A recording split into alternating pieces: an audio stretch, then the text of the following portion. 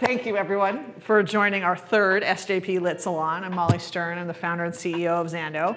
I'm thrilled, as I know Sarah Jessica is, to be with our author, Alina Grabowski, the author of Women and Children First. It was published by Sarah Jessica Parker on her imprint, SJP Lit. Women and Children First follows the private lives of 10 women in the months before and after a tragedy in a small Massachusetts town. For me, it's really, I think, a book about memory and community and the ways community can fall short. And you follow these 10 women. It's in first-person perspective, so it's 10 different voices. And there are shared events that sort of thread through the story, so people will recall things similarly or differently as the narrative sort of goes on. And throughout these 10 individual narratives, you peel back more and more about Lucy Anderson, who is this young woman who has died at a high school party under somewhat unclear circumstances at the start of the book. And so all of the women sort of circle that, and I think it's a lot about what it means to occupy a female body, what relationships between friends and mothers and daughters are, and just how tragedy really sort of tendrils out and touches a lot of different people within a community. Those first pages were just power.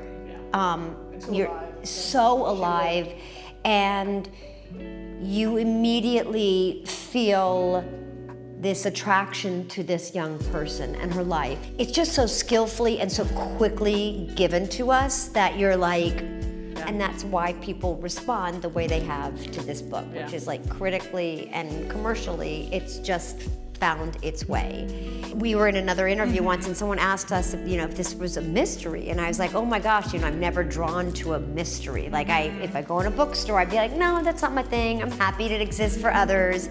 But the truth of the matter is that this is the book.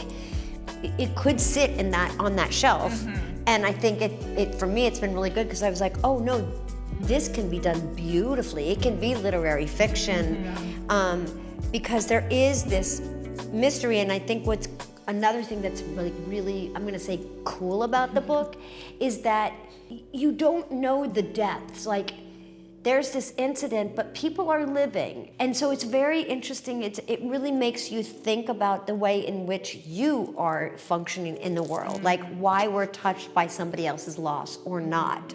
And you do that really beautifully in the book. Yeah. I think you also among other things. Can you talk about the setting of the novel? It's such a strong sense of place, this fictional town of, are we saying it right? You're saying it perfectly. Nashquit. Yeah.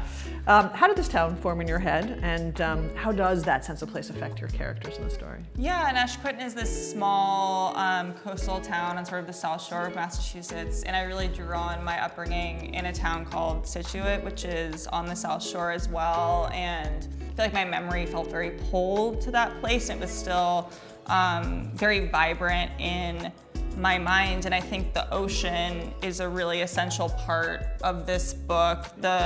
It's both this like gorgeous, almost like leisure activity for people who come in the summer, because there's an element of like class in the book as well, who lives in this town full time, who comes temporarily. But it's also this like very destructive force that breaks the seawall and has the ability to cause harm to people living near the shore also. And I think too, just like people who live near the ocean have this like salinity in them. It's like sort of seeped into their blood, and there's this sort of like salty humor and sort of like toughness as well that I think I recognize in the women I grew up with now that I wanted to capture in this as well. So it sort of seeps in both the setting, and I think also really informs how the characters interact with each other, and also like sort of how they see a future in the town, because also like the coast is eroding and it's sort of this precarious place as well. Right away. You're taken through the town like on a bicycle. And so you're feeling that kind of particular air being, water, like the sea and the air and the smell and the sound.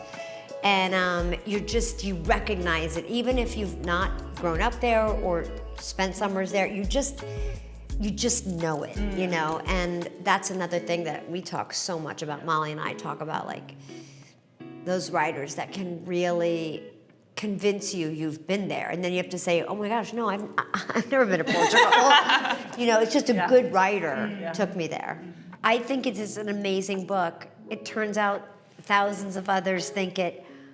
I hope it's, I hope they can get the book into their hands by whatever means, through their library or through their local independent bookseller or, the other one, and just be completely absorbed and be surprised by this story, these women, recognize them, don't recognize them, be touched in ways that surprise you.